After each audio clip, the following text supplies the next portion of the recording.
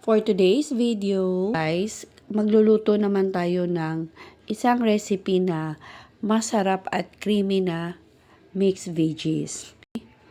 Ito, yung ham, pinarito ko ng ganon na hiwa. I-level up natin yung simple nating ginigisang gulay. Magisa tayo ng bawang at sibuyas. Ayan, imekos-mekos lamang guys. Sa mga nanay dyan sa kusina. Minsan mag-create tayo ng maiba naman na recipe. Tapos magdagdag tayo ng bell pepper. Ginawa ko dyan yung bell pepper, yung combination na lang ng red at saka green na color. Pero pwede namang both. Since nagtitipid tayo, so pwede ng isang piraso. And then, maglagay tayo ng kunting tubig. Ayan. Tapos, magdagdag tayo dyan ng pwede namang evaporated milk. Pwede rin namang all-purpose cream. Since may tira akong all-purpose cream, kaya ganyan yung texture niya kasi nalagay ko yan sa chiller. Tira din yan siya guys. Pero pwede naman kayong hindi gumamit ng tira-tira. Sa akin lang, pinakinabangan ko lang yung may natira sa aking ref. And then, pag ganyan na guys, pwede na kayo maglagay ng seasoning. Pwede rin maglagay kayo ng ibang seasoning na gusto nyo guys. Depende sa inyo kung anong pasok sa panlasa nyo. And then, ito na idagdag nating gulay guys.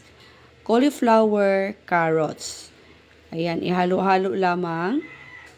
Pagkatapos, idagdag din natin ang broccoli dyan. Ayan guys, huwag nating i-overcook ito guys para masarap pa siya kainin,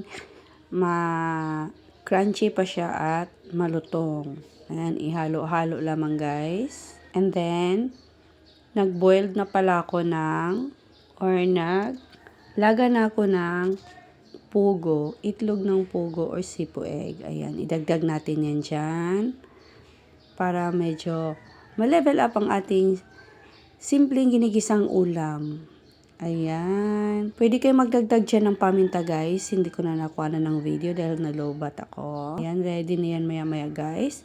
At idagdag natin ang ating finiray na ham. Ayan. Masarap ito guys. Actually, nagustuhan siya ng hubby ko. Pwede din kayong magdagdag ng iba pang gulay kung anong pwede, kung anong available sa inyong kitchen, like sayote o di kaya Baguio beans. Ayan lang siya guys. Yan na yung ating finished product. At masarap ito guys, lalo na pag mainit-init pa. Guys, please click the notification bell para ma-notify kayo pag may video tayo na bago.